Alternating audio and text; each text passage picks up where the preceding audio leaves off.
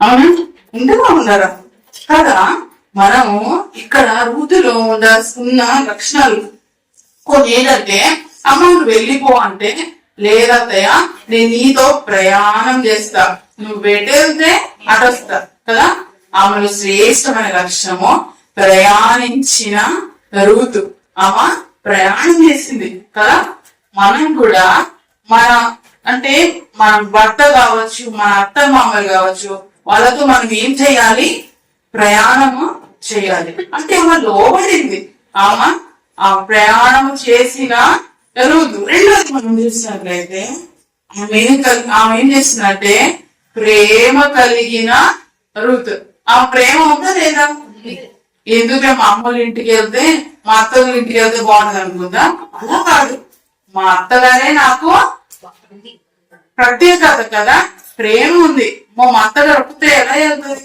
ఆమె అక్కడ ఎవరున్నారు, నేను కూడా ఆమెతో వెళ్దాము అని చెప్పేసి. మీకు ఎక్కడ రెస్ట్ దొరికిద్దా ఒకసారి చెప్పండి. అత్తగారి ఇంట్లో దొరికిద్దా, అమ్మగారి ఇంట్లో దొరికిద్దా? అమ్మగారికి. ఎందుకు? అమ్మ పడలేమ్మా, కూర్చో, నేను చేసి పెడతలే అంటదా? అయినా సరే ఇవేమంటుంది, నేను మా అమ్మగారి ఇంటికి వెళ్ళను, నేను ఎక్కడికి వస్తా? నీ ఇంటికే వస్తాను, నీతో చేస్తా, మీ ఊరే వస్తానంటుంది. నీకు చేసి పెడతా కదా. ఎంత ప్రేమ కదా తన అర్థం. అంటే మనం కూడా ఏం చేయాలంట? ప్రేమ కలిగి ఉండాలి. ఈమెలో ఉన్న రెండో లక్షణం ఏంటంట? ప్రేమ కలిగిన రూతు. మనం కూడా చాలా సార్లు ప్రేమించే వాళ్ళంగా ఉండాలి. ప్రేమ అన్నిటిలో ముఖ్యమైనది కదా, శ్రేష్టమైనది. అంత శ్రేష్టమైనది ఏమీ లేదు కదా. మనం దేనైనా ప్రేమతోటి జయించవచ్చు కదా. ఈమె ఏం చేసింది? ప్రేమించింది కదా. ఫస్ట్ ప్రయాణం చేసిన రూతు, రెండవది ప్రేమ కలిగిన రూతు, మూడవదిగా మనం చూసినట్లయితే మనకు తెలుసు వాళ్ళు అక్కడ మనం చదివినట్లయితే 22వ వచనంలో, 1వ అధ్యాయం 22వ వచనంలో కూడా మోయాబు ఆమె కోడలు మోయాబు దేశం నుండి తిరిగి వచ్చి వారిద్దరూ యవనపోత ఆరంభంలో బెత్లెహేము చేరిరి. చాలండి. అక్కడ ఏంటంట? యవనపోత ఆరంభంలో, అంటే ఫస్ట్ వీళ్ళు ఇక్కడ నుంచి వెళ్ళేటప్పుడు కరువు కదా. ఇప్పుడు వీళ్ళు వచ్చే టైంకి ఏమైంది? అక్కడ కొనుగోలు వస్తా ఉన్నారు. అంటే అక్కడ సమృద్ధి ఉంది. అయితే ఇప్పుడు వీళ్ళిద్దరు అక్కడ వచ్చారు. వచ్చిన తర్వాతకి సరే వాళ్ళ పార్టీలు ఉందేమో, అక్కడికి వాళ్ళు వెళ్ళి క్లీన్ చేసుకుని ఉన్నారేమో. మరి అక్కడ వాళ్ళకి ఫుడ్ ఎలాగా కదా, వాళ్ళకి ఆహారం ఎలాగా, వాళ్ళు ఏం తింటారు? అప్పట్లో మంచి కంప్యూటర్లు, జాబ్స్, టెక్నాలజీ, సాఫ్ట్వేర్ జాబ్స్. ఏం చేయాలి? పని అంటే పొలం పనులే. అంటే వాళ్ళ పనులు, అప్పట్లో పనులు ఎందుకు చేసేవాళ్ళంటే ఫుడ్, ఆహారం, మనం తినడానికి ఆహారం. ఇప్పుడు అలా కాదు, మనం వేసుకోవడానికి కదా. అంటే హై లెవెల్, మనం క్లాస్ కనిపించడానికి ఇప్పుడు పనులు. అలా కాదు, మనం అన్నం తినాలంటే పొలంలోకి వెళ్ళాలి. పొలంలోకి వెళ్ళి అవన్నీ పోసుకొని, చేసుకొని, తుడుచుకొని కదా. ఇవి ఇప్పుడు చెయ్యాలంటే ఆ పొలం పనులే చెయ్యాలి కదా. ఆ ఊరేంటో మనకు తెలియదు కదా. అయినా సరే ఇవేం చేస్తుందంట? నయమికి తెలుసు ఆ ఊరు. ఇప్పుడు మన ఊర్లోనే మనకి ఇంచుమించు తెలుస్తుంది కదా. ఇప్పుడు మీ ఊరు వచ్చాము, మీ ఊర్లో ఏ సందులో ఏముంటుందో నాకు తెలుస్తుందా? తెలీదు. ఎవరు చూపించాలి కదా. ఇప్పుడు ఏం చేసింది? ఆమె పని కావాలి. తన అత్తకి ఎంతో కొంత ఆహారం పెట్టాలి. ఇప్పుడు ఆమె, నేను మా అత్త ఇద్దరు సరే అమ్మా వెళ్ళి ఇప్పుడు నీతో పాటు నేను వచ్చి నేను కూడా చేస్తాను, మరి నీకు తెలియదు కదా ఇక్కడ ఎవరో కదా అని ఉండొచ్చు. ఈమెమంటది? అత్తయ్య నువ్వు పెద్ద ఆవిడ కదా, నువ్వు వద్దులే, నేను వెళ్ళి ఎంతో కొంత ఎక్కడో చోట ఏదో ఒకటి దొరికితే తీసుకొని వస్తాను కదా. ఈమె ఏం చేసిందంట? పని చేసిన రూతు. మనం కూడా ఏం చేయాలంట? పని చేసే వాళ్ళంగా ఉండాలి. మనం మన అత్త వాళ్ళకి ఎలా అంటే, అత్త మామలకి ఎలా ఉండాలి? పని చేసే వాళ్ళంగా ఉండాలి. కొంతమంది పని చేయడానికి చాలా ఇబ్బంది పడతారు కదా. అంటే వాళ్ళకి ఎందుకు మనం చెయ్యాలి కదా. వాళ్ళు మన కోసం ఎంతో కష్టపడ్డారు కదా, వాళ్ళు మన కోసం ఎంతో ప్రయాసపడ్డారు. ఆ ప్రేమ నువ్వు మనం చేసేది ఏంటంటే, పెద్దవాళ్ళకి ఏం చేయాలి తెలుసా? ఏం అవసరం, వాళ్ళ ట్యాంక్ కి కొంచెం ఫుడ్ పెట్టి మధ్యలో వెళ్ళి టాబ్లెట్స్ వేసుకున్నావా, ఎలా ఉంది హెల్త్, బాగుందా, కొంచెం చిన్న మాటలు తిన్నావా, ఇంతకు మించి వాళ్ళు ఏమి కోరుకోరు, వాళ్ళకి అదే కావాలి. అంతకు మించి వాళ్ళు ఏది అడుగుతారు. నేను మా నాన్నమ్మ ఉండేది, మా నాన్నమ్మ ఒక్కదే బెడ్ మీద కూర్చొని ఇలా ఆలోచిస్తా ఉండేది.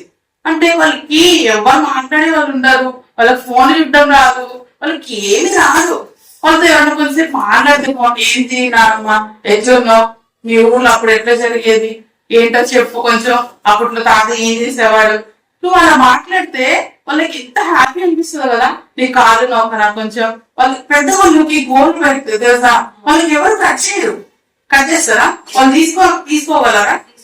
మనం వెళ్ళి కొంచెం వాళ్ళకి ఏం చేయాలి, నేను నీ కాలు ఇటుకు, నేను కాలు గోలు తీసి పెడతా, ఈ చేతితో గోలు తీసి పెడతా, ఏంది నీ కాళ్ళు అట్లున్నాయి, కొంచెం నూనె రాసుకోవచ్చు కదా. ఇప్పుడు అంటే వ్యాజ్లైన్లు, వాళ్ళకి కొంతమంది చూసారు వాళ్ళ కాళ్ళు ఎలా ఉంటాయో పగిలిపోయి ఉంటాయి. మనం అంటే స్టైల్ కాబట్టి వ్యాజ్లైన్ బాడీలో సూట్స్ రాస్తారు. వాళ్ళకి ఎవరు రాస్తారా. వాళ్ళు ఎలా ఉంటాయి, వాళ్ళ చేతులు ఎలా ఉంటాయి, వాళ్ళ జుట్టు ఎలా ఉంటాయి. కొంతమందికి పెద్దవాళ్ళకి పెయిన్లు పడతాయి, వాళ్ళ తల దూకోరు, వాళ్ళ తలస్నానం సరి చేయలేరు. నువ్వు ఏం చేయాలి, పని చెయ్యాలి. అలాంటి చిన్న చిన్న పనులే పెద్దవాళ్ళకి సంతోషాన్ని ఇస్తుంది కదా. అమ్మా నయోమి ఎంత సంతోషపడుతుంది కదా, నాకు నా కోడలు ఉంది కాబట్టి సరిపోయింది కదా, అవునా కదా. చాలా సార్లు మనము ఆ ఫోన్లు పట్టుకొని కూర్చుంటాం, ఇంట్లో పెద్దవాళ్ళని పట్టించుకోము. చిన్న చిన్న పనులే మనం ఏం చేయాలి, వాళ్ళకి చెయ్యాలి. నేను తీస్తారా, నీకు అది చేస్తారా, నీకు అది చేస్తారా అని మనం తీసుకెళ్ళి చెయ్యాలి. వాళ్ళకి అదే చాలా సంతోషం. రోజు ఏం చేస్తుంది, పని చేసింది. మనం కూడా ఈ రోజు నుంచి పని చేసే వారంగా ఉంటారు. మీ ఇంట్లో పనులు కాదు, మీ ఇంట్లో పనులు మీరు ఎట్లా చేస్తారు కదా. అంట్లు తోవడం, కట్లు ఎదుగడం అవి మీరు చేస్తారు, నేను చెప్పకపోయినా మీరు చేస్తారు. కానీ చెయ్యని ఏమి పనులని కూడా మనం ఏం చేయాలి, ప్రేమతో చేయాలి. ఎలా చేయాలి, ప్రేమతో. అందులో వాళ్ళకి ప్రేమ కనిపించాలి, ఏందో విసుక్కుంటూ కాదు కదా. మనం చేయాలి. చేస్తారు ఈ రోజు నుంచి. ఎంతమంది చేస్తారు పెద్దవాళ్ళకి పనులు చేస్తారా, చేయాలి. రూతు కూడా తన అత్తని ఎంత ప్రేమించిందో, తన అత్తతో పాటు కలిసి ప్రయాణించింది, వాళ్ళ అత్తని ప్రేమించింది, వాళ్ళ అత్తకి ఏం చేసింది, పని చేసింది. పని చేసిన రూతు. అలాగే మనకు తెలుసు అక్కడ కింద చూసినట్లయితే అక్కడ మనకు తెలుసు ఆమె ఏం చేసింది, రూతు లాగా వెళ్ళిపోదా, ఓర్పలాగా వెళ్ళిపోలేదు. రూత్ ఏం చేసింది, అక్కడే అత్త కోసం వచ్చింది. అంటే ప్రత్యేకత కలిగింది కదా. ఆమెతో పాటు అయిపోతే ప్రత్యేకత ఏమైనా ఉందా. ఆమెతో వెళ్ళకుండా ఈమెతో వచ్చింది కాబట్టే ప్రత్యేకత. అది అక్కతో ఎవరైనా పోతారా, చక్కగా పుట్టింట్లో ఉంటే ఎంత హాయి ఉండొచ్చు కదా. కానీ మన చైనా అంటే మనం కూడా చూడండి కొన్నిసార్లు అంటే సులువైనది కాదు, మనం కష్టమైన దాన్ని ఎంచుకుంటేనే మనలో ప్రత్యేకత. అందరు చేసేది కాదు, ఎవరు చెయ్యండి చేస్తేనే నీలో ప్రత్యేకత కదా. మనం ఏం చేయాలి, ప్రత్యేకంగా ఉండాలి. మనకి అన్యులకి తేడా ఏంటి అంటే నీళ్ళు ఏముంది ప్రత్యేకత, అవునా. నేను వాళ్ళని చేయనండి అంటే ఎలా అంటే వాళ్ళే ఇంకా మంచివాళ్ళు చెప్పాలంటే, అవునా కదా. ఎంత ప్రేమిస్తారు, మనం ప్రేమించాం, అవునా. వాళ్ళు ఎంత బాగా పనిచేస్తారు, మనం చేయం. ఇంకా చెప్పాలంటే వాళ్ళు రోజు నీట్గా స్నానం చేసి గుడ్డ పెట్టుకొని ఎంత బాగా దేవుని పూజిస్తారు కదా. వాళ్ళకి ఎంత భక్తి ఉంది, వాళ్ళ దేవుడికి ఎంత భక్తి కావాలి. మనం మన దేవుడికి ఎలా ఉండాలి కదా. దేవుడు దేవుడే, కానీ మనం ఏం చేయాలి మా భక్తిగా పూజించడం అంటే ఆరాధించాలి, ప్రార్థన చేయాలి కదా. మనం ఎలాగో ప్రత్యేకంగా ఉండాలి కదా. నువ్వు వాడు ఒక ఇడ్లీ తింటాడు, నేను 4 ఇడ్లీలు తింటా, అది ప్రత్యేకత కాదు. ఎందులో వాడు గంట సేపు ప్రార్థన చేస్తుంది, నేను 2 గంటలు చేస్తాను కదా, అది ప్రత్యేకత. పొద్దున్న 4ంటికి లేస్తుంది, నేను 3ంటికే లేగుస్తా కదా. అంటే ఇలాంటి ప్రత్యేకత అంటే ఎలా, ఆమె మంచి చీర కట్టి నేను దానికంటే ఎక్కువ మంచి చీర, అది కాదు ప్రత్యేకత కదా. ప్రత్యేకత అంటే దేవుని విషయంలో ప్రత్యేకత, మన బాడీ విషయంలో కాదు, మన ఇంట్లో పనుల విషయంలో కాదు, దేవుని విషయంలో నువ్వు ఎంత ప్రత్యేకంగా ఉంటున్నావు అది ఇంపార్టెంట్. అర్థమైందా మీకు? ఇంకా బ్రీఫ్ గా చెప్పాలా? చిన్న చిన్నవి కూడా చెప్పాలా అవసరం లేదు కదా. మనం చిన్న చిన్న విషయాల్లో కూడా ప్రత్యేకంగా కలిగి ఉండాలి. నేను పాకెట్ బైబిల్స్ వచ్చినాయి కదా, చాలా మంది పాకెట్ బైబిల్స్ తెలుసా? పాకెట్ బైబిల్ అంటే జేబులో పెట్టుకొని వెళ్ళే బైబిల్స్ అని కాదు అర్థం. మనం ఎటు వెళ్ళినా ఆ బైబిల్ తీసుకొని వెళ్ళాలి అని అర్థం. అర్థమైందా? మన పిల్లలకి కూడా బైబిల్స్ బ్యాగ్ లో పెట్టాలంట. వాళ్ళు చదువుకునే ముందు చిన్న ప్రార్థన, ఖాళీ టైంలో ఉంటారు కదా వాళ్ళు ఫ్రెండ్స్ తోటి. నా చిన్నప్పుడు నాకు అంటే అందరికీ అది అవ్వదు అలాగా. ఎలా అంటే మాకు లంచ్ అవర్ లో బయటికి పంపిస్తారు మా స్కూల్ టైంలో. పంపించినప్పుడు మా స్కూల్లో నా క్లాస్ లో నేను ఒక్కదాన్ని క్రిస్టియన్, నేను ఇంకో ఫ్రెండ్ కూడా ఉంది. కాకపోతే మేమిద్దరు వాళ్ళు ఆట అంత ఉండదు అందరు కూడా. నేను కొంచెం ఎక్కువ ఉంటే మిగిలిన తర్వాత వాళ్ళందరూ హిందూసే. అయితే వాళ్ళు ఏం చేసేవాళ్ళంటే నేను ప్రే చేసుకుంటా ఉండేదాన్ని కాబట్టి అక్కడ మా స్కూల్ దగ్గర ఒక చర్చ్ ఉండేది, సిఎస్ఐ చర్చ్ అనమాట. అయితే నేను ఒకసారి బయటికి వెళ్ళొద్దాం అక్కడ వరకు అన్నట్టు ఆ చర్చ్ గురించి వెళ్ళాం. వాళ్ళు అన్నారు అరే ఇక్కడ చర్చ్ ఉంది ఒకసారి చూసొద్దాం పదచ్చు. వెళ్ళొద్దాం పదచ్చు. చర్చ్ కి లాక్ వేసింది. అప్పుడే మాస్టర్ గారు అక్కడ వస్తా ఉన్నారు బయటికి. ఏంటమ్మా ఇలా వచ్చారంటే చర్చ్ చూడొచ్చా అని. చూడండి అమ్మా పర్లేదు అని చెప్పి కీస్ ఇచ్చారు. లోపలికి వెళ్ళగానే నేనేం చేశాను, మోకాలు వేసి ఎట్లా చర్చ్ లోకి వెళ్ళాను కదా అని చెప్పి అసలు ప్రేయర్ ఇస్తున్నాగానే వాళ్ళందరూ కూడా మోకాలు వేసి వాళ్ళకి తెలిసిందే వాళ్ళకి ఎలా వచ్చో అలాగే వాళ్ళు మోకాలు వేసి ప్రార్థన చేసుకునేవారు. శుక్రవారం వాళ్ళు కరెక్ట్ గా పాస్టర్ గారు ఏం చేసేవారంటే అప్పుడు మా ఆసక్తి చూసి ఆయన ఏం చేస్తారంటే వాళ్ళు తాళం వేసుకొని వెళ్ళిపోతారంట. కానీ మా ఆసక్తి చూసి అమ్మ మీరు వస్తే ఇగో ఇక్కడ ఇంటి పక్కన ఇచ్చేస్తాను తాళాలు, మీరు తాళాలు తీసుకొని ప్రార్థన చేసుకుని వెళ్ళండి ఏం పర్వాలేదు అని చెప్పేసి అంటే అక్కడ ఉన్న ఎవరు రాలేదు, ఏ క్లాస్ వాళ్ళు రాలేదు. కానీ ఎవరు లేరు, మేము వెళ్ళాం. అంటే ఏంటి, మమ్మల్ని చూసి ఇంకొంతమంది అక్కడికి రావచ్చు. అంటే అందరిలా కాకుండా మనం ఎలా ఉండాలి, ప్రత్యేకంగా ఉండాలి. మనల్ని చూసి వాళ్ళు వచ్చేటంత ప్రత్యేకంగా మనం ఉండాలి. అవునా? ఇప్పుడు నువ్వు వస్తున్నావు అంటే నీ వెనకాల వేరే వాళ్ళు కూడా వచ్చేటట్టు ఉండాలి. అర్థమైందా? ఇప్పుడు మేము ఫస్ట్ ఒక 4-5 వెళ్ళేవాళ్ళం. దాని తర్వాత క్లాస్ లో మీరు ఎటు వెళ్తున్నారు, ఈ టైంలో ఎందుకు వెళ్తున్నారు, ఇలా చర్చ్ ఉంది ఇక్కడ చూసొద్దామని. వాళ్ళకి ఏంటి ఇంట్రెస్ట్, చర్చి చూడటం ఇంట్రెస్ట్. కానీ ఆ దేవుని మందిరంలోకి వస్తే ఆటోమేటిక్ గా ప్రశాంతత దొరుకుతుంది కదా మందిరాల్లో. కదా మందిరంలో ఎలా ఉంటుంది మీకు చెప్పండి? శాంత గందరగోళంగా ఉన్న మనసు అంతా ఎలా అయిపోతుంది, ప్రశాంతంగా ఇంత సంతోషంగా కదా. మనం చూడండి మీకు బాగా దుఃఖం ఉంది, బాగా ఎలా ఉందంటే గుండె బరువుగా ఉంది, మీకు ఏం చేస్తే తగ్గుతుంది? ఏడిస్తే తగ్గుతుంది. ఎక్కడ ఏడ్చాలి కదా, దేవుని దగ్గరకు వచ్చి ఏడ్చండి, గట్టిగా ఏడాలి. మళ్ళీ లోపల కాదు, ఎలా అంటే గట్టిగా ప్రవ్వా ఎందుకు ప్రవ్వా నాకు ఎందుకు ఈ సమస్య వచ్చింది, నువ్వు తీర్చు ప్రవ్వా, నువ్వు గట్టిగా ప్రార్థన చేయి. ఎమ్మటే ఆ భారం దిగిపోయి ఇక్కడ నుంచి వెళ్తాం. అవునా కదా? మనము కన్నీటితో పెద్దగా చేస్తే ఏమైపోతుంది? చాలా సార్లు చూడండి ఆరాధన చేయాలంటే ఎలా చేస్తాం చెప్పండి, ఎలా చేస్తాం ఆరాధన? వినపడుతుందా? వినిపించదు. మనం ఒకసారి పక్క నుంచి కొంచెం గట్టి చేయండి అమ్మా అంటాం, అయ్యా వినిపించదు. ఎలా పెట్టుకోమనండి, ఎలా పెట్టుకుంటాం? ఎలా పెట్టుకుంటామా గట్టిగా కదా. నువ్వు ఆరాధించే విషయంలో కూడా ప్రత్యేకత కలిగి ఉండాలి. గట్టిగా అక్క చేస్తా చూసినావా ఆరాధన, ఎంత బాధ చేస్తుంది. అక్క ప్రార్థన చేస్తా చూసినావా, ఎంత బాధ చేస్తుంది. నిన్ను వాళ్ళు ఏం చేయాలి, రోల్ మోడల్ గా పెట్టుకోవాలి అక్కలాగా. అంటే నువ్వు అంత ప్రత్యేకంగా ఉండాలి. అర్థమైందా? నువ్వు అలా ఉండేదానికి నువ్వు వేరే వాళ్ళని చూసి కాదు, నిన్ను వేరే వాళ్ళని చూసి మారేంత ప్రత్యేకత కలిగి ఉండాలి. అర్థమైందా? ఋతులు ఏం చేస్తున్నాం మన లక్షణాలు? ఏం చేస్తున్నామమ్మా? ప్రయాణం చేసిన ఋతు. 2 ప్రేమ కలిగిన ఋతు. 3 పని చేసిన ఋతు. 4 ప్రత్యేకత కలిగిన ఋతు. అలాగే చూసినట్లయితే మనందరికి తెలుసు. దాని తర్వాతకి 3వ అధ్యాయంలో 8వ వచనంలో లేదంటే 7వ అధ్యాయం 7వ వచనం చూపగలండి.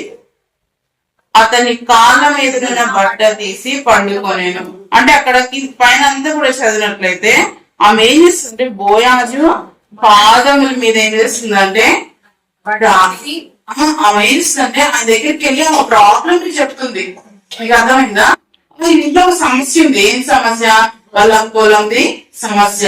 ఇప్పుడు ఆయన కాళ్ళ దగ్గరికి వెళ్ళి వేడుకుంటుంది కదా, మాకు సమస్య ఉంది, దాన్ని నువ్వే తీర్చాలి. మనం కూడా ఏం చేయాలంటే ప్రార్థన చేయాలి. ఎక్కడికి రావాలి? ఆయన కాళ్ళ దగ్గరికి వెళ్ళి, దుర్బేవర్ కాళ్ళ దగ్గరికి రావాలి, ప్రభు పాదముల దగ్గరికి వెళ్ళి ఆయన పాదములు పట్టుకొని మనం ఏం చేయాలి? ప్రార్థన చేసుకోవాలి. అప్పుడు మనకు సమస్య తీరుతుందా లేదా? ప్రార్థించిన రూతు. మనం కూడా ప్రార్థన చేయాలి. ప్రతి విషయంలో ప్రార్థన చేయాలి కదా. మనం నిల్చున్నా, కూర్చున్నా, వెళ్తున్నాం కదా. మనం ప్రయాణం చేసేటప్పుడు కూడా ఎక్కగానే ప్రార్థన చేయాలి, దిగగానే ప్రార్థన చేయాలి, లోపల కూర్చోగానే ప్రార్థన చేసుకోవాలి. మనం ఒక్కొక్కసారి ప్రార్థన ఎందుకు చేయాలి? అదే మన ఫార్మాలిటీనా? కాదు, దేవుని స్తుతించడం. నువ్వు ఇప్పుడు వ్యాన్ ఎక్కడా వచ్చావు, వ్యాన్ దిగి నువ్వు మెట్లు ఎక్కినప్పుడు మెట్లు దాని చార్ కింద పడచ్చు, అవునా? స్లిప్ అయి పడిపోయిండొచ్చు. నువ్వు వ్యాన్ నుంచి లోపలికి వచ్చేసరికి దేవుడు నిన్ను కాపాడాడు, అందుని బట్టి దేవునికి వందనాలు. అదే ప్రతి విషయంలో మనం స్తుతించడం అంటే ఇదే. ఎందుకు అన్నిసార్లు ప్రార్థన చేస్తారు అంటే దేవుని స్తుతించడమే ప్రార్థన. ప్రతి విషయంలో కూడా మనం ఏం చేయాలి? ప్రార్థించే వరకు. మన పిల్లలకు కూడా మనం ఏం చేయాలి? అన్నం తింటున్నావా? ప్రార్థన చేసుకో. మంచినీళ్ళు తాగుతున్నాం. కొంతమంది మంచినీళ్ళు తాగి కొరబోయి, తెలుసా మీకు ఆ విషయం? మనం మంచినీళ్ళు కూడా తాగినా కూడా ప్రార్థన చేసుకో. ఏది చేసినా, కూర్చున్నా, నిల్చున్నా, కూర్చునేటప్పుడు కూడా కొంతమందికి బోన్స్ ఫ్రాక్చర్ అవ్వచ్చు కదా, సడన్ గా లేచిన ఫ్రాక్చర్ అవుతాయి. అంటే మనం కూర్చున్నా, నిల్చుని బయటలో ఉంది కదా, మనము మన గుమ్మంలో కదా, మన చేతులకి, మన నుదుటి మీద కదా, ప్రతి దగ్గర మన వాక్యము అప్లై చేసుకోవాలంటే కదా. మనం కూడా మన జీవితంలో రూతులాగా ప్రార్థించే దానిలాగా ఉండాలి, ప్రార్థించే వారంగా మనం ఉండాలి. అలాగే చూసినట్లయితే మన ఎందుకు తెలుసు, దాని తర్వాత ఆమెకి ఏమైంది? బోయాజుతో వివాహం జరిగింది. వివాహం జరిగిన తర్వాతకి చదవండి ఒకసారి 4వ అధ్యాయంలో 13వ వచనంలో. కాబట్టి బోయాజు రూతును పెళ్లి చేసుకొని ఆమె ఎద్దుకు పోయినప్పుడు యెహోవా ఆమె గర్భవతి అగినట్లు అనుగ్రహించను గనుక ఆమె కుమారుని కనెను. చాలండి, ఆమెకి దేవుడు ఏం చేసినంట? గర్భాన్ని అనుగ్రహించాడు. గర్భఫలం అంటే ఆయన ఇచ్చే బహుమానమే కదా. దేవుడు ఆమె జీవితాన్ని ఏం చేస్తున్నాడంట? ఫలభరితము చేస్తా వచ్చినాడు కదా. ఫలించిన రూతు. అది అతను మొక్కగా లేదు, అంటే పచ్చిగా లేదు, ఫలించింది కదా. అంటే నువ్వు మోడు మారిపోలేదు, మరలా ఏమైనా జీవితమా చిగురించింది కదా, ఫలించింది. మన జీవితం కూడా రూతులో ఈ లక్షణాలు ఉన్నాయి కాబట్టి ఆమె ఫలించింది కదా. ప్రత్యేకత కలిగింది కాబట్టి ఫలించింది. ఆమె ప్రత్యేకత చూశాడు దేవుడు. ఆమె మనందరికి తెలుసు, అక్కడ పొలంలో ఆమె ఏం చేయడానికి వచ్చింది? పరిగె ఏర్పడానికి వచ్చిందంట. అంటే ఆ పరిగ అనేది వేస్ట్, వాళ్ళకి పనికిరాంది ఏర్కొని వెళ్ళేది. తర్వాత ఏమైపోయింది? ఆ పరిగని అందరికి ఇచ్చేదిగా, అంటే పొలంలో ఆ ధాన్యాన్ని ఇచ్చేదానిగా కదా, ఆ పొలానికి ఓనర్గా చేసినాడు కదా. ఇంత గొప్ప దేవుడు కదా. ఆమె అంత నమ్మకంగా తన అత్త దగ్గర ఉంది కాబట్టి దేవుడు ఆమెని ఆశీర్వదించాడు. నువ్వు కూడా నమ్మకంగా ఉంటే దేవుడు ఆశీర్వదిస్తాడు. నాకు ఆశీర్వాదాలు రావట్లేదు అని మనం ఎప్పుడు బాధపడద్దు. ఆశీర్వాదాలు రావాలంటే టైం పడదు. ఆ టైం లోపల మనము ఏం చేయాలి? కొన్ని పనులు చేయాలి. పొలం పండాలి, ఎంత టైం పడుతుందండి? అది నువ్వు వేయగానే వస్తా రాలేదు రాలేదు రాలేదు అనుకుంటావా? అది పండే దాకా వెయిట్ చేస్తామా? దానికి సమయం ఉంటదిగా. అప్పటి వరకు నువ్వేం చేస్తా ఉంటావు? దానికి వాటర్, మందులు వేస్తావా? వేస్తారా ఎరువులు? అంటే మనం కూడా మన ఆత్మీయ జీవితము మనం ఒక ప్రార్థన అనే విత్తనాలు వేసిన తర్వాత అది ఫలభరితం అవ్వాలి అంటే మధ్య మధ్యలో మనం ఏం చేయాలా?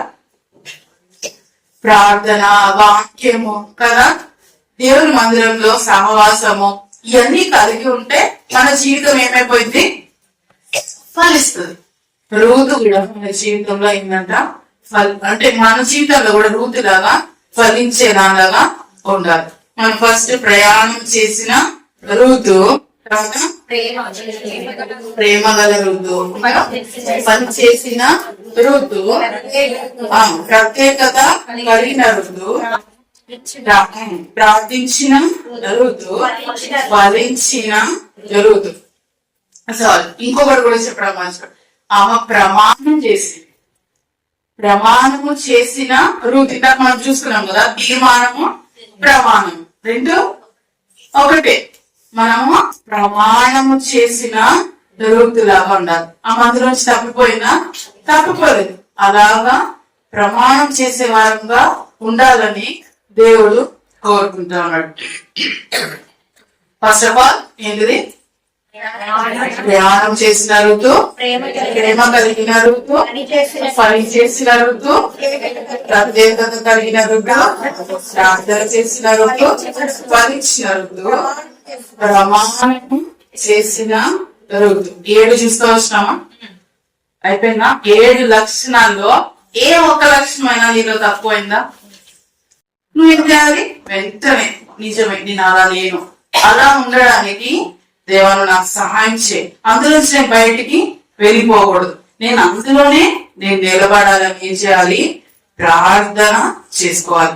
ఆ ప్రార్థన మరి ఏంటంటే ఇతరుల కోసం కాదు, మన కోసము చేసుకోవాలి, మన ఆత్మీయ ఎదుగుదల కోసము చేసుకోవాలి. తన రూతు తన అత్త కోసము తన కోసము ఆలోచించి ఇంకెవరి గురించి ఆలోచించాలి.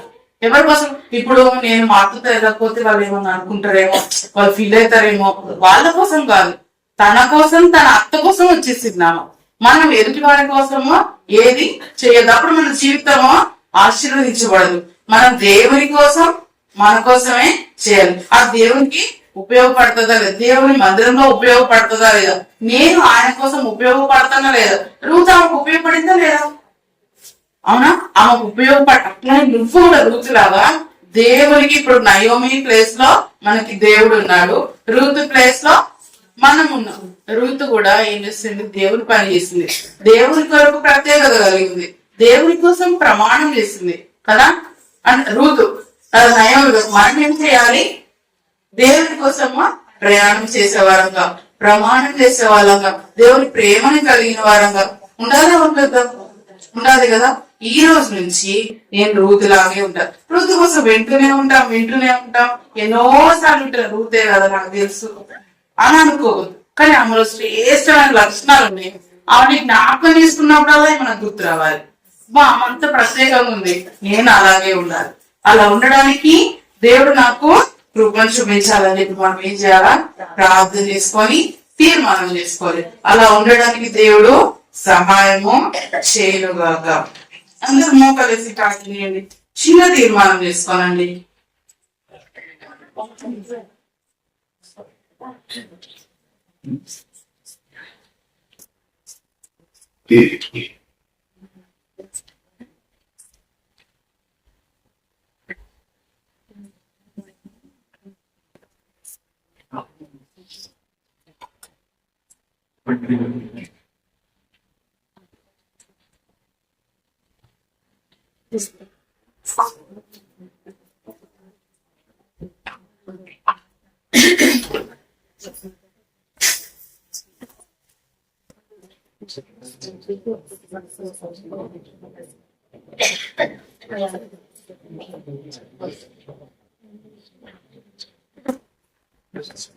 ప్రార్థన చేయాలి.